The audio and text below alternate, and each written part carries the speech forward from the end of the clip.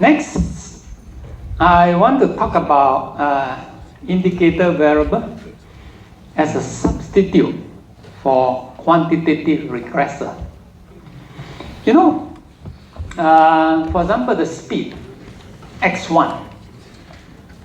Speed is a continuous variable, but I could change it to a categorical variable. You know, from this speed to this speed is one category. This speed to another speed is another category. So I can change it to a categorical variable and then analyze it using indicator variables, of course. So another example is, for example, you know, the income of a family is quantitative. I could change it to a categorical variable with 1, 2, 3, 4, 5 categories. 5 categories means I need 4 indicator variables to analyze it. So the question is, can I do that or not? Can I convert a continuous variable into categorical variable and analyze it as indicator variable? The answer is definitely yes. You can do it. And there's certain advantage in doing it. You see, when I fit the model, you know, this lifetime of 2, right? I have beta naught plus beta 1 x1 plus beta 2 x2 plus epsilon. So this is indicator 0 or 1. This is the speed. But then, now I'm assuming that the lines, the 2 lines that I fitted, they are straight line. Now how do I know that? I don't know. I'm just guessing. So maybe I should have used something like this. Beta 3, maybe I will change this. I think it's okay. Plus beta 3 x1 squared. I will keep this as beta 2, okay? Plus epsilon. So this is again. So here I'm considering a quadratic model for the quantitative variable. Why? Actually, I don't know which one is right. I need to look at the data. I need to look at the plot. Then I know. For multiple linear regression involving more than 2 or 3 regressor variables, you can't even see it. You can't even plot it. Yeah? It's not so easy. But if you use indicator variable, you don't have to think of the model. Indicator variable will just do it. That's it. Yeah? So, that's the advantage. It does not require the analyst, you, to make any prior assumption about the functional form. Yeah? Of course, this is an advantage. But the disadvantage is, now you have more parameters because, you know, instead of 1 variable, now you have 4 indicator variables. So you introduce 4 additional variables for this case.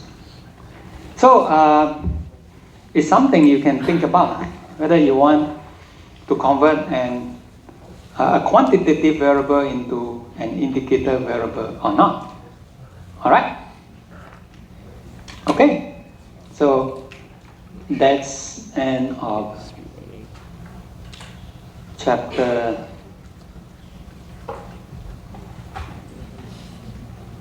4b. So let's just take a look at the summary.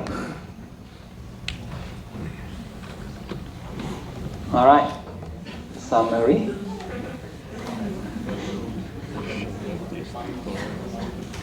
So in chapter 4b, I think what is the most important in chapter 4b is interaction. Yeah? So do the regressors interact jointly to affect the response or not? So if the two lines cross, then there's interaction. If they look parallel, then there's no interaction. So today I talk about how to deal with one model with more than one categorical variable. And parallel lines, you know that. Concurrent means what? Passes through a common point. Coincident means they are all the same line. Indicator variable versus regression based on allocated codes, like 1, 2, 3, 4.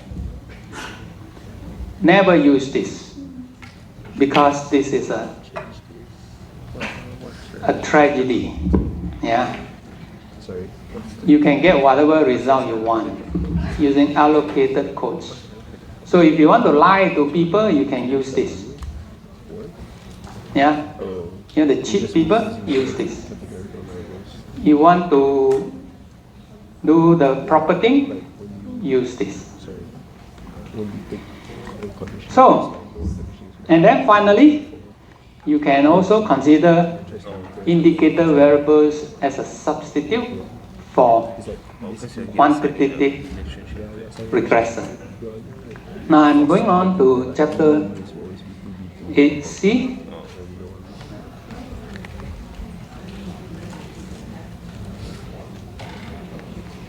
Okay, 8c, let me just tell you what I want to talk about.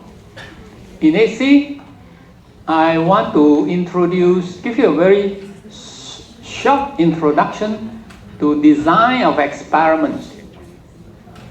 So there is a course called design experiment at 3000 level. If you have a chance, take it.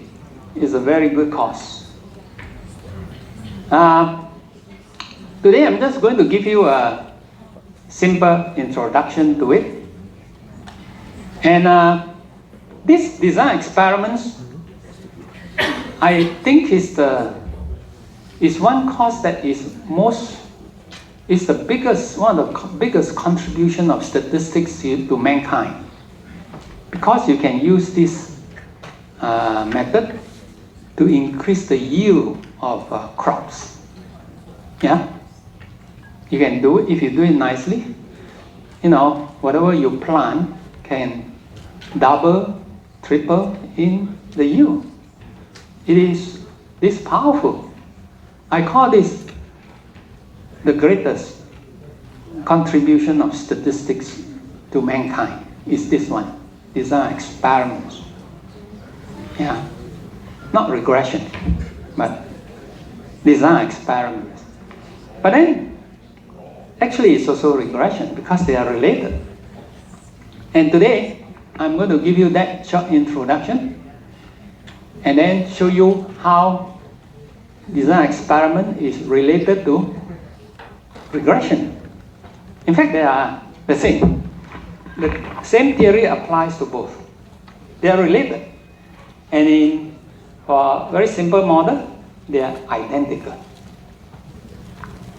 So I'm going to describe a simple design here where, you know, where we use it to study the effect of different levels of a factor. So suppose you come up with a drug, you know, for example, you know, the vaccine for this,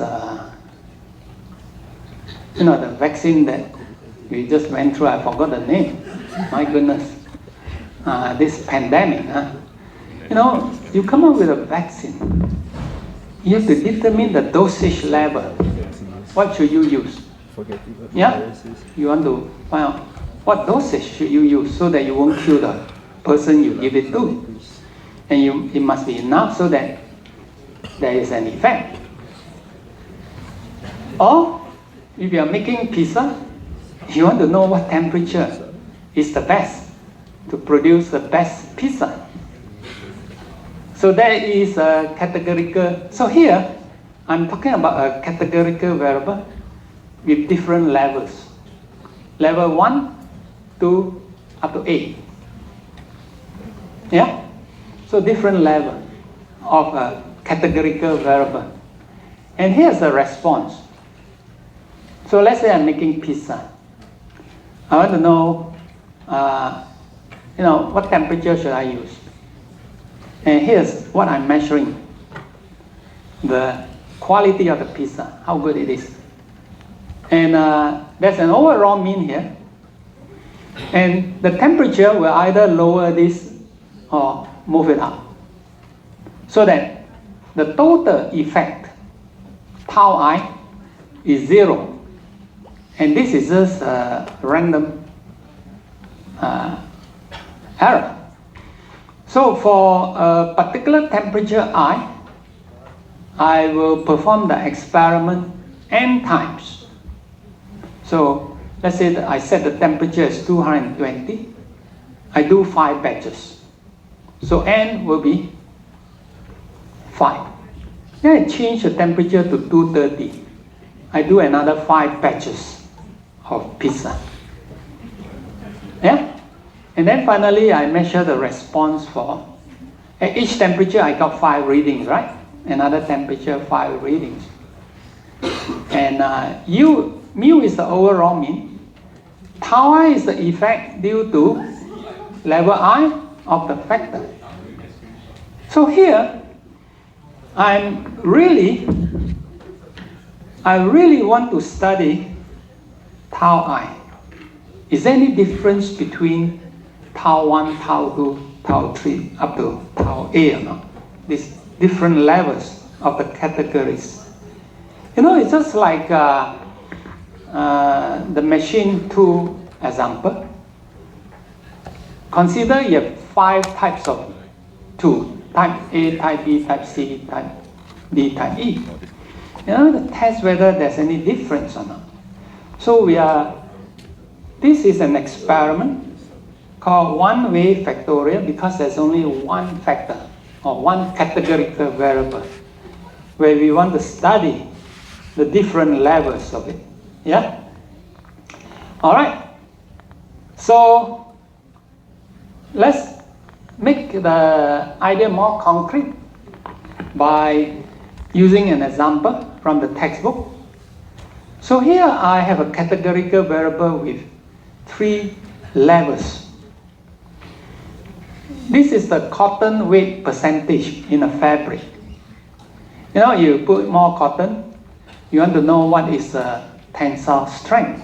Will it make it stronger or weaker or whatever. So with different cotton weight percentage, I want to measure the tensile strength. Tensile strength is my response variable. So I take 5 samples of fabric with 15% of cotton, and then I did experiment on it, and I got 5 readings based on the 5 samples. So these are measurements of tensile strength. And then I increase it to, I look at another 5 samples of fabric with cotton weight percentage 20, and then I measure the tensile strength here. And then finally, another level. So it's a categorical variable with 3 levels. So the objective here is to find out whether there's any difference among these 3 levels or not in affecting the tensile strength. So there is no quantitative variable here. There's only one categorical variable that we want to analyze. And that is called one-way factorial design in design of experiment. So what you can do is, before you even try to do any tests, you can do a box plot of the 5 samples based on 15% of cotton weight, yeah, and 20 and 25.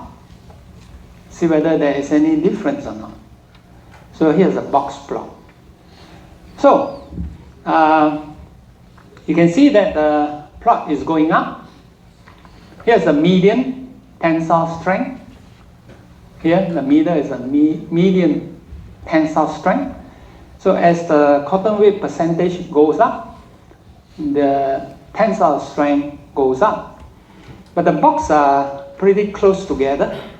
So we don't really know whether there is any significant difference or not.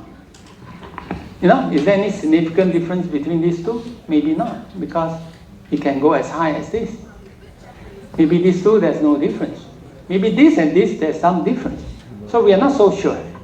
So we can perform an experiment to find out.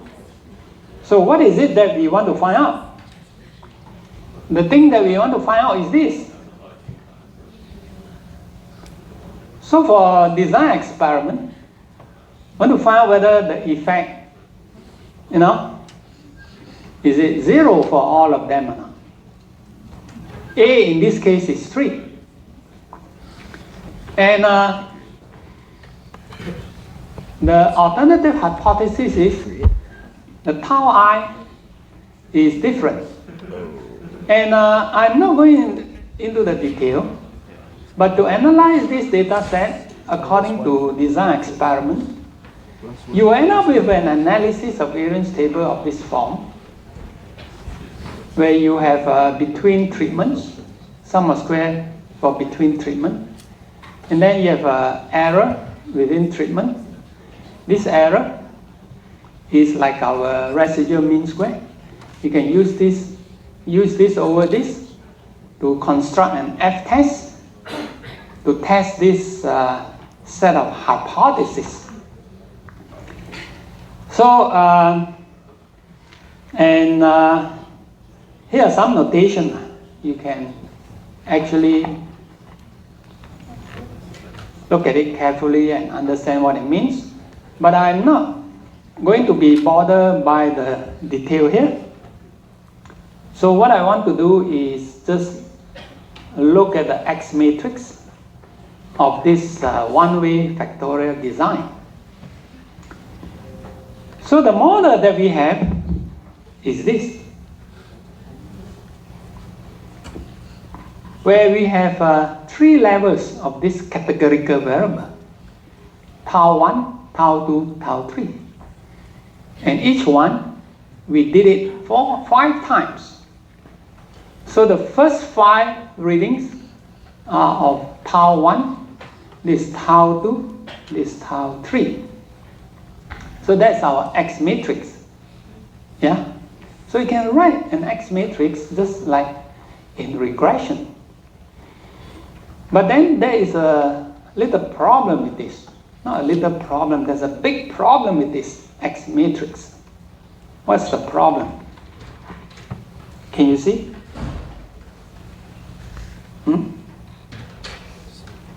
The problem is,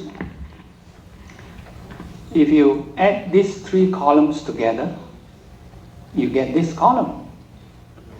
That means the columns are not independent. Yeah?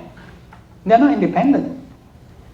So when you try to find X prime X matrix, you find that X prime X matrix is singular.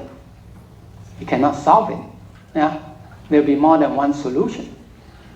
But we have this condition. In the one-way factorial design, we assume that the sum of the tau is 0. So for tau 3, this column, you can replace by minus tau 1 and minus tau 2. So we don't need this. We don't need this tau 3 here. And now the 3 columns are independent. And so you can solve, you can find x prime x matrix, and then you can work out just like the regression model. So what is next is I want to show you the relationship between a one-way factorial design and the regression analysis. So I have explained to you already what a one-way factorial design is. And now, how do we represent this experiment or one-way factorial design using regression analysis? Well, for us, this is very simple. After you have learned indicator variable in chapter AA, this is a very simple problem. Okay, we don't have any quantitative variable. We have a categorical variable with 3 categories. So all we need is 2 indicator variables to represent that quantitative, this categorical variable. And our regression model will become this: beta naught, beta 1 x1, beta 2 x2. So we use 2 indicator variables for the categorical variable. So for regression analysis, that's our model.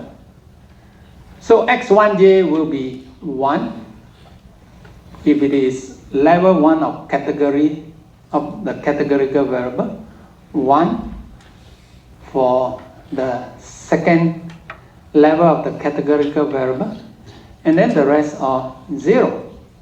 So you can see that it can be done as before. All right? And once we get our X matrix, we can find the least square equation and then solve for beta naught hat, beta 1 hat, and beta 2 hat. So you can solve for all this.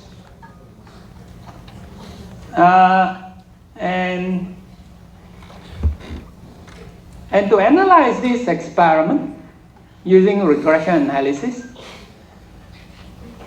just say Lm and so on. Here's your residue.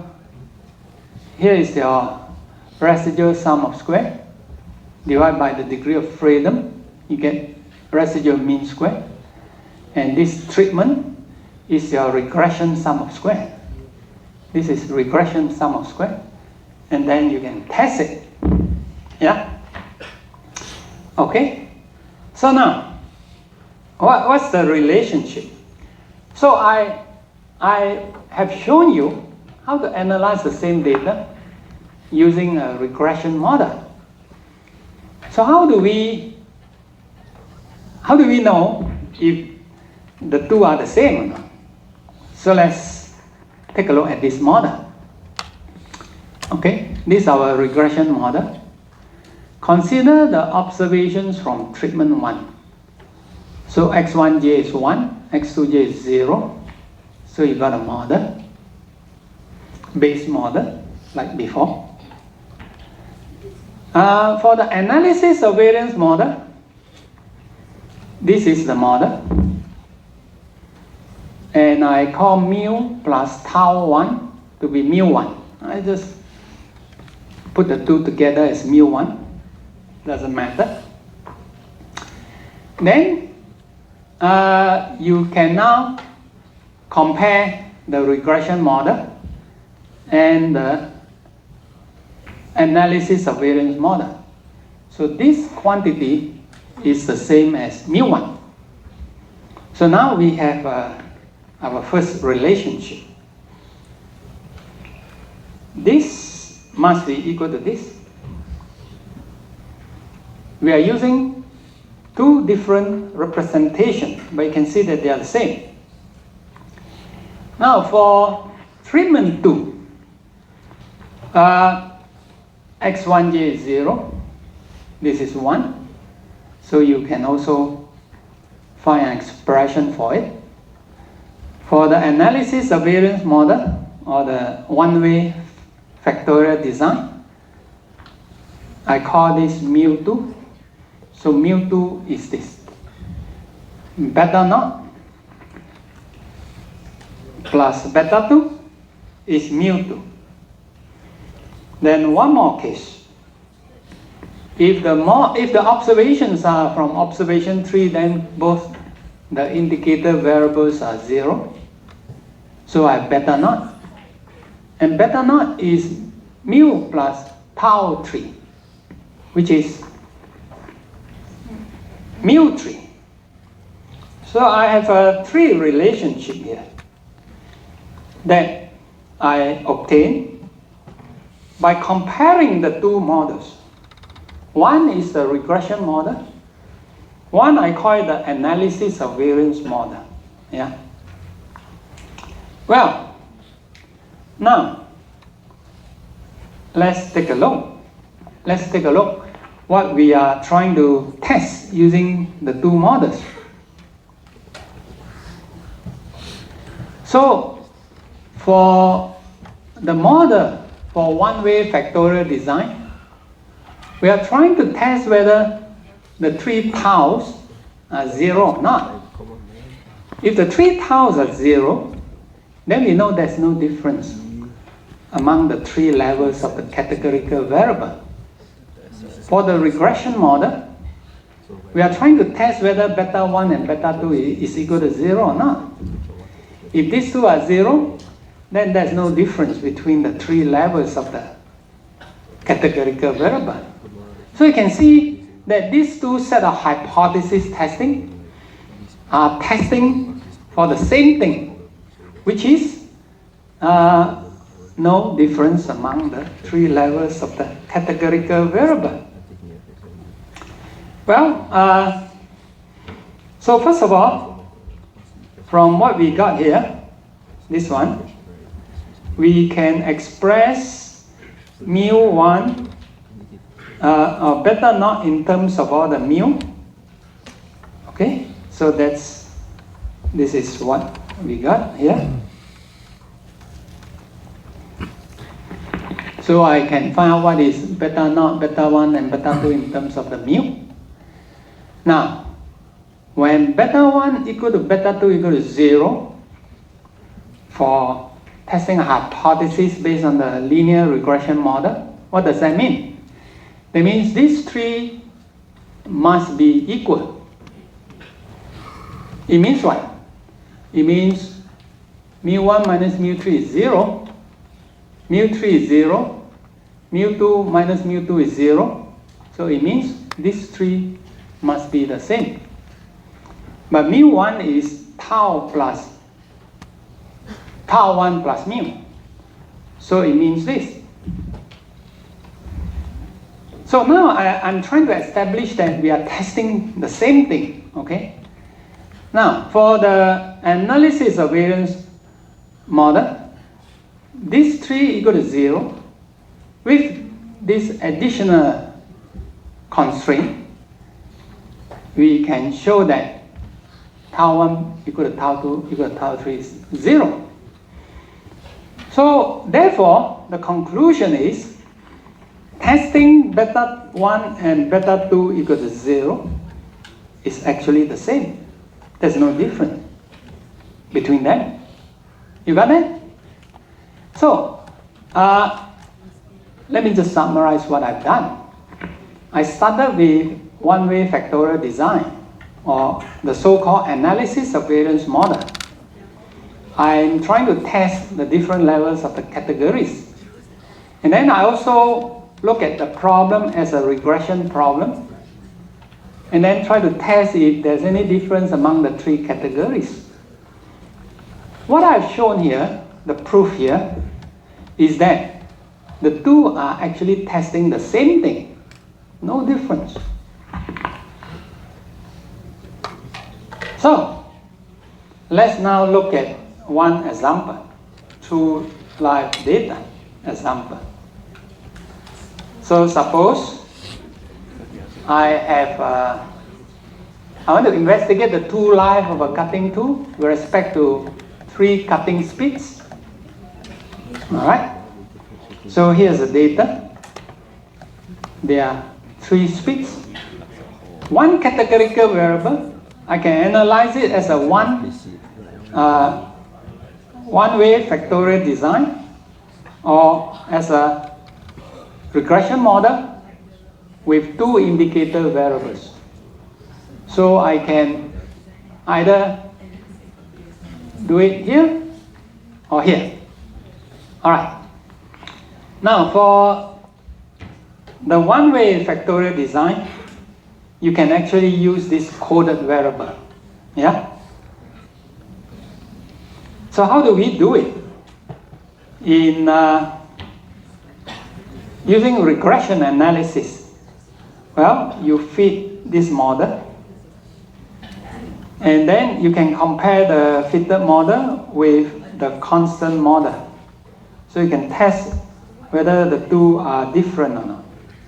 So here, so by comparing these two, you can test whether there's any difference in the speed or not, in affecting the light. So here we have a small p-value, obviously significant, so there is. Now for design experiment, one-way factorial, how do we do it? Well, we are going to use this. What I have grouped here. You can use ABC because we are merely comparing the mean, the performance for each of the speed group, ABC. And how do you do it using R? Well, you use analysis of variance function. Just say I want to investigate the two light subjected to different speed group. That's all. And you will get the same analysis of variance table and the same p-value. You got it? So it's the same. There's a different tool for it. All right. Now, so let's just look at the X matrix one more time. So for the regression analysis model, we use 2 indicator variables. When it's all 0, we know it's the third category. For one-way factorial design, this is not going to work because the columns are not independent. So we need a constraint.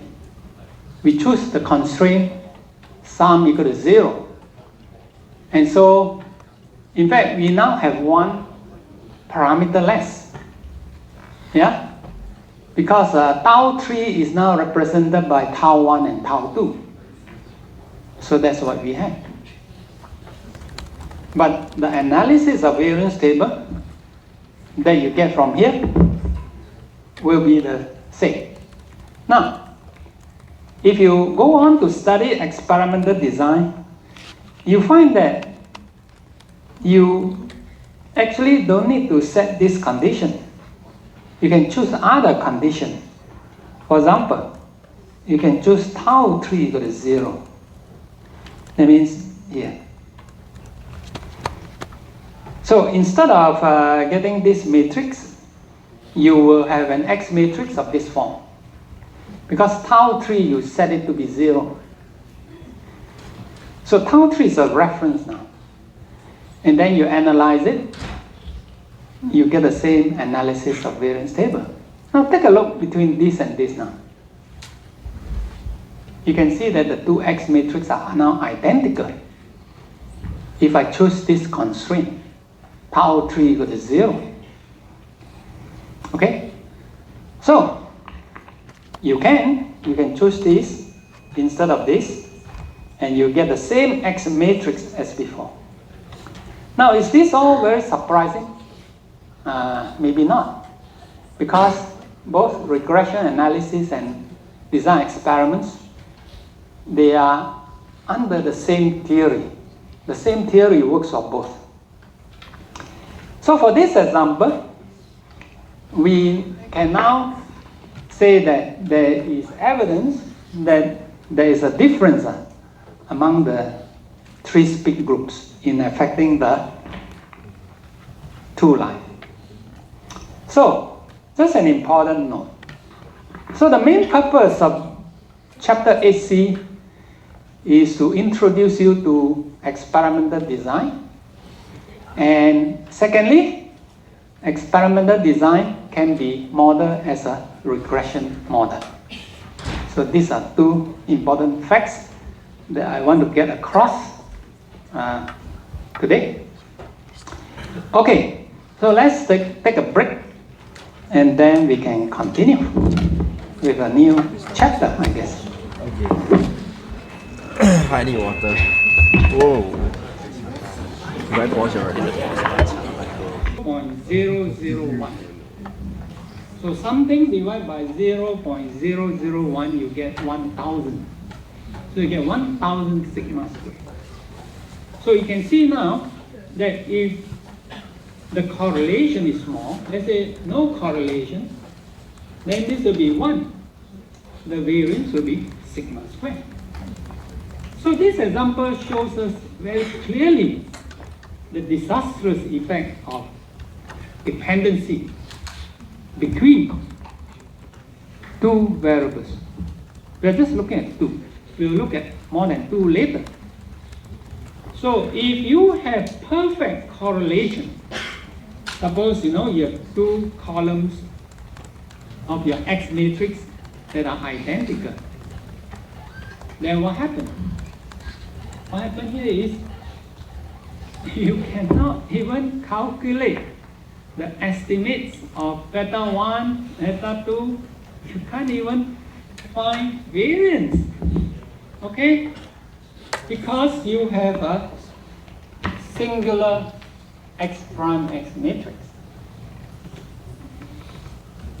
So if X1 and X2 are highly correlated, R12 will be 1, and this will be very large. So that's exactly what I say. So this is what I say also. If there's an exact dependency, yeah?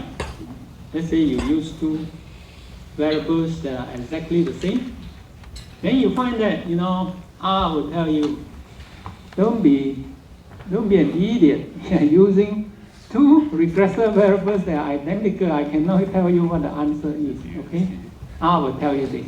He'll score you. And so if there's high dependency, then what happens? So if 2 are exactly the same, 2 columns, then it cannot be found. But what if you have 2 columns that are almost identical but not the same? Then what happens here is the X prime X matrix will be near singular. It is still non-singular, but it's approaching to be a singular matrix. This means the X prime X matrix exists, but it will have large diagonal elements, which means large variance for the regression coefficient. And of course, that's not good. So, why are we so worried about large variance? If you have large variance, this means beta j will be estimated inaccurately. It will then result in poor prediction. If your beta is not estimated accurately, useless the model. Don't bet in the stock market using this model. You lose your shirt, your pen, everything. All right? So, if x prime x is near singular, I call x prime x ill condition, because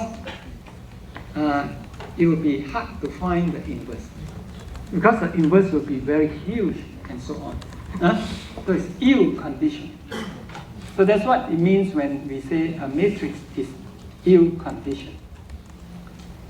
So to summarize the disastrous effect of multicollinearity, this page says it all. It says, so what's multicollinearity? Dependency among regressive variables. It results in regression coefficients that are inaccurate, high variability, which in turn affects the accuracy of prediction using different models. So that's what it is. All right. So, if you look at this example, just now that I show you, I mentioned that if the two are not correlated at all, not related at all, then this is 0, right? You will have sigma squared only. Now, is that possible? Is it possible to have two regressive variables that are totally unrelated? The answer is definitely yes, by design. So let me show you one example. So we talked about orthogonal regressive variables before. Two regressors are orthogonal if the x1 transpose times x2 is 0. If they are orthogonal, it means they are independent, not the other way around. So orthogonality is a stronger condition. And let me show you one example where the regressor variables are orthogonal, or in other words, independent. Here, speed here, 2 light. The latest example, I have 3 speed here. So I choose these 2 indicator variables. 1 for speed 1, x2 1 for speed 2, and 0 for speed 3. Now, these 2 regressive variables are orthogonal. Why? Because if you multiply this to this, sum them all up, is 0. They are orthogonal. So, if you think it's not possible, it is possible.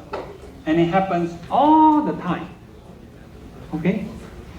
These orthogonal regressive variables. All right.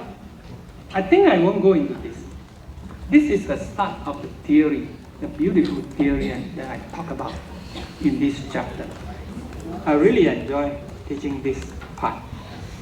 And if you miss it, you will find very complicated, unfortunately. So don't miss the lecture. Okay? If I were you, I won't miss the lecture in chapter 9. Something that is quite hard to read on your own, unless you are very brilliant. And I'm sure there are a few of you. Usually the brilliant students will come to the class. That's why I noticed. The few that think they are brilliant, but they are not that brilliant, they will skip the class. Okay. All right. So what have I done today? In chapter 9a, I talk about multicollinearity. Multicollinearity means dependency among regressors. You know, it's a various degree of dependency. And what is the effect of dependency? Well, the effect is this. You end up with regression coefficients that are highly variable, have high variance. That's the disastrous effect of multicollinearity. You have unreliable regression coefficient. It will render your regression model pretty much useless. That's what happens. And then I talk about orthogonal regressive variable. That's the ideal one that we want to have. Of course, in an observational study, you're not going to have orthogonal regressive variables. But in design, you can. Okay? So I'm going to stop now. And let's go for a simple quiz for today. And then that's it. This Thursday is Deepavali. I won't be coming. So couldn't come also. And we will continue next week, Monday. Holiday weekend. So 11.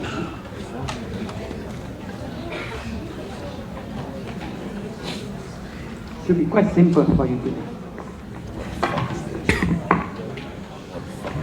You may go after you are done.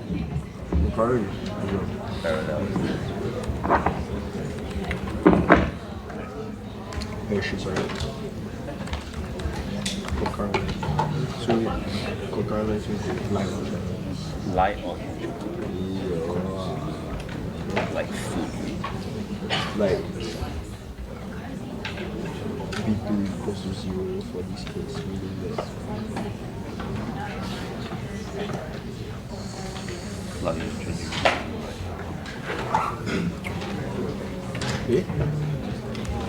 sorry, coincident lines line addition. Okay, parallel lines have different y-intercepts. They're the same gradient. Concurrent lines have the same y-intercept but no gradient. You know what different gradients are? Yeah, so they're all okay lah, check it. Okay.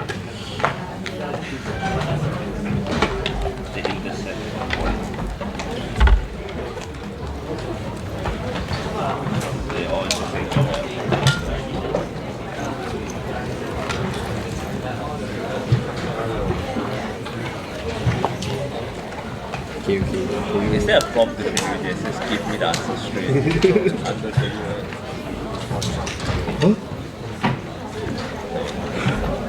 That's the current line.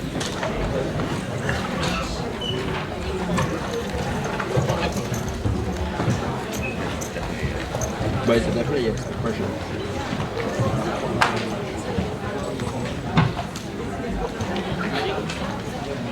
Then what? That's a common point. He is about it.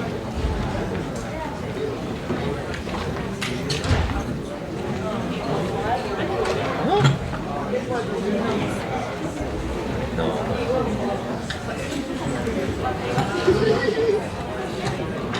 Wait, GPT is eating me.